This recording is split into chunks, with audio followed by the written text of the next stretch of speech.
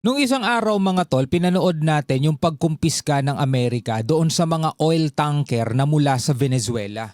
Ngayon dito sa ating pag-uusapan ngayon, yung mga oil tanker daw na yun papunta sa China. Kaya nagagalit ngayon ng China mga tol, sabi rito sa report na pag-uusapan natin.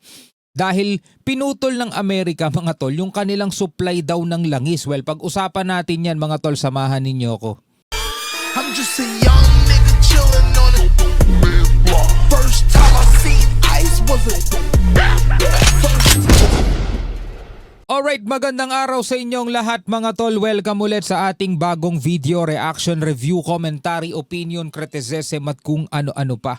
So ang report na ating panonoorin ay mula rito sa Times of India. Ayon dito mga tol, US cuts off oil supply to China. Xi rages at Trump amid huge escalation over Venezuela. So nung nakaraan nga mga tol, dalawang oil tanker na ng Venezuela ang kinukumpiska o kinuha ng US mga tol. So ayon dito sa report, yung mga oil tanker na pala yun ay papunta pala sa Beijing o sa China mga tol. Kaya sabi rito, US forces seize a massive oil tanker bound for China in open seas. The ship carried millions of barrels of Venezuelan crude. Beijing calls it illegal interference and a breach of maritime law. Venezuela accuses Washington of piracy on the high seas. Analysts warn of a dangerous escalation against civilian shipping. Global trade routes now caught in rising great power confrontation mga tol. Well, samahan ninyo ako pag-usapan natin to. Pero bago natin to simulan, huwag niyong kalimutan mag-subscribe. Click niyo na rin ang notification bell para ma-notify kayo whenever na may mga bago tayong reaction video tulad nito. At kung ikaw naman ay nanonood sa ating FB page, syempre huwag mo rin kalimutan mag-follow and like. No? Maraming salamat sa ating mga bagong followers. Nasa 189 to 190,000 na po tayo. Maraming salamat. Alright, so huwag na natin patagalin pa. Panoorin na natin to mga tol. US cuts off Chinese oil supply in huge move. Beijing rains fire on Trump over provocative move. So nung nakaraan nga 'di ba, pinanood natin yung balita mula ron sa Net25 na kinumpis nga daw ng Amerika yung malaking oil tanker na mula sa Venezuela mga tol. Yun pala ay papunta ng China. Kaya ngayon nagagalit itong China dahil pinutol ng Amerika ang supply nila. Naku po. Oil war, China to retaliate against American action? The US's arbitrary detention of the country's vessels seriously violates international law. China consistently opposes illegal unilateral sanctions that lack a basis in international law and are not authorized by the UN Security Council. It opposes any actions that violate the purposes and principles of the UN Charter.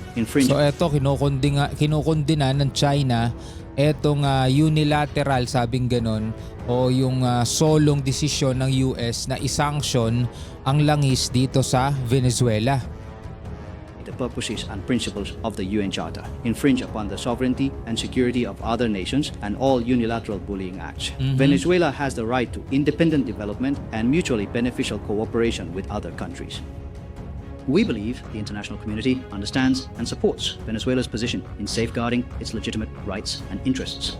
U.S. military forces have seized control of a large oil tanker in international waters, intensifying global concerns over freedom of navigation and the safety of civilian maritime trade. Matindi kasi ngayon ang tensyon na namumuo. O actually, di na namumuo nabuo na dito sa pagitan ng Venezuela at saka ng US. Dahil nga doon sa sinasabi ng US na drug cartel, di ba? Marami na nga silang pinasabog mga drug boat Mga may sakay pang mga tao yun. Tapos gusto nila mga tol na umalis na sa posisyon etong presidente ng Venezuela.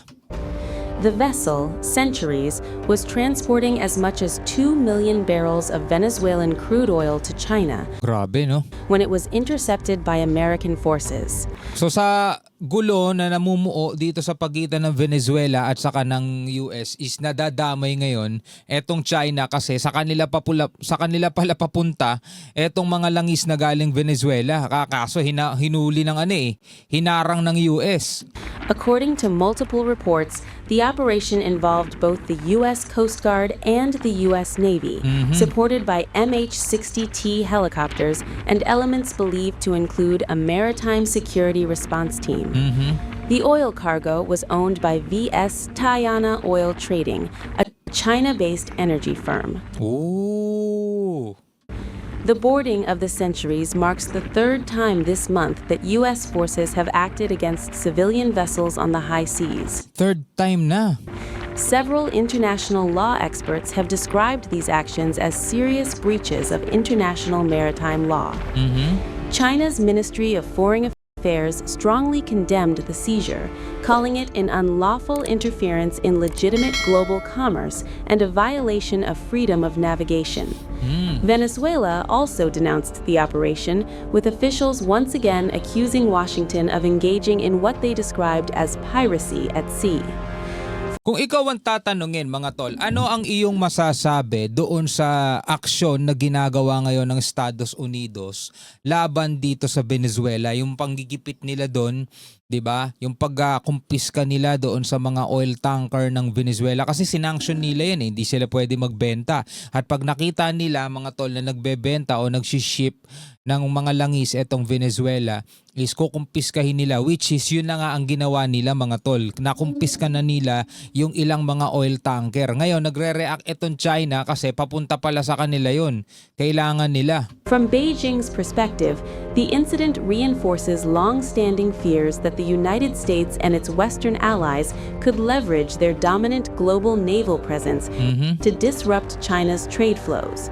Chinese analysts have warned for years that such actions could threaten not only China's access to critical energy supplies, but also the broader stability of international maritime trade.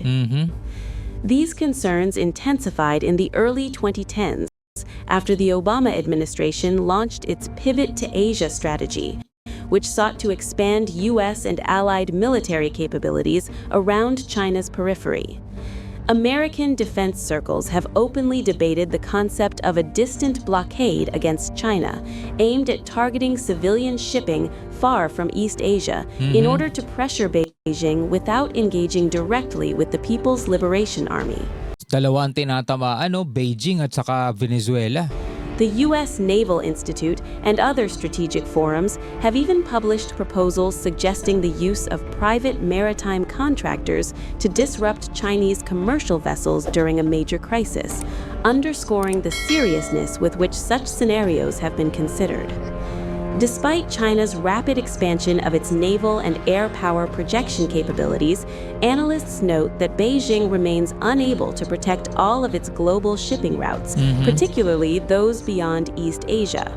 By contrast, the United States and its allies maintain an extensive network of overseas bases that allow them to operate across nearly every major maritime corridor. So kahit na daw pinapakita ng China yung kanilang lakas, yung kanilang puwersa, ay hindi pa rin nila nagagawang protektahan yung kanilang mga shipment katulad nito mga tol, na ipinapakita rin naman dito yung lakas ng Amerika dahil nga kalat sila eh.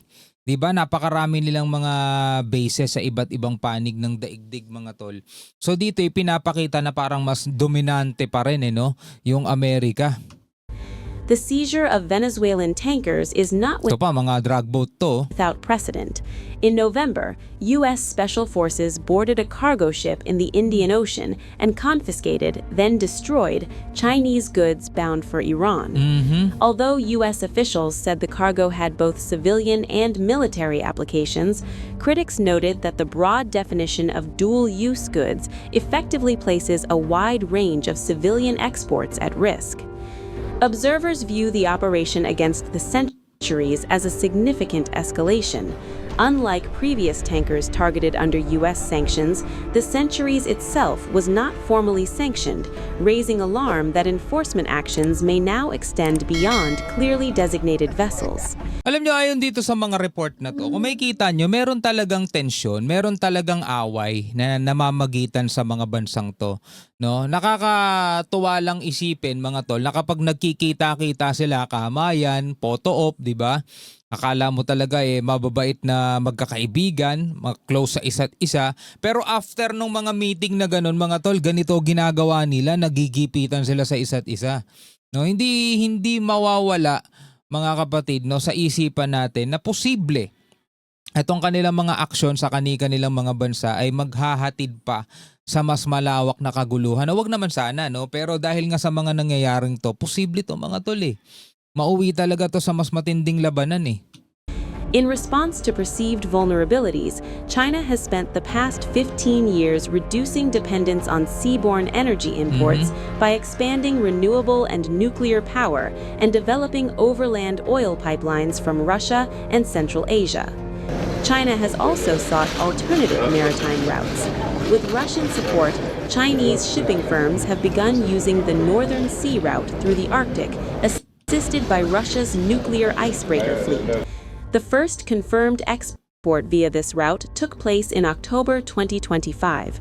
Some analysts have speculated that Beijing could respond to the latest seizure by deploying naval escorts for Venezuelan oil shipments. Kaya ba nilang gawin yun? Gagawin kaya ng Beijing yun mga tol? Magde-deploy sila ng naval forces nila para i-escort yung mga oil tanker na galing Venezuela para ligtas daw na makarating sa kanila.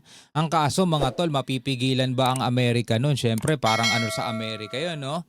Kasi sila mataas ang mga ego nila di ba?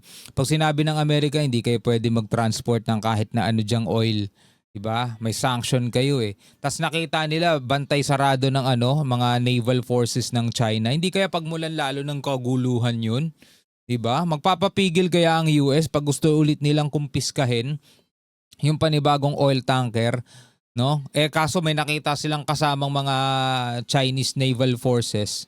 No, papapigil kaya sila? Potentially even in South American waters. However, there has been no official indication so far that China plans to take such a step. Yun nga. Wala rin naman kasi. Di ba? Wala pa naman na pag-uusapan at wala pa namang indikasyon mga tol na may plano ang China na gawin nga yun. Kasi mga tol, alam nyo ang China, alam na alam nila kung anong ugali meron din itong Amerika. Hindi ito basta-basta nagbibiro. Kasi talaga nag-i-strike talaga sila. Pag sinabi nila mag-i-strike sila, i-strike sila. Ngayon, pag ginawa ng China yon, kumbaga parang inilalapit nila yung sarili nila sa talagang mas tiyak na kaguluhan. Ngayon, puro boka-boka lang sila, puro salita sila. Pero kung kikilos sila ng ganon, mga tol, baka nga sa karagatan mga kapatid, magtagpo ang landas ng naval forces ng China at saka naval forces ng US. Baka dun sila magkabanggaan, no? Dun sila magpakitaan kung sino talaga mas dominante sa kanilang dalawa.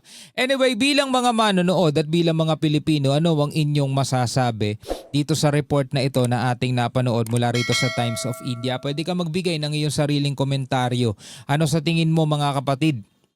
Ito bang mga ginagawa ngayon ng Amerika ay magtatagumpay na magipit itong si Maduro at bumaba na lang sa pwesto, o ito'y mas lalawak pa at pwedeng mauwi sa isang matinding labanan? Ano sa tingin ninyo? No? Comment kayo sa ibaba. Hanggang sa muli, ako nga pala si Shobal D. Peace out.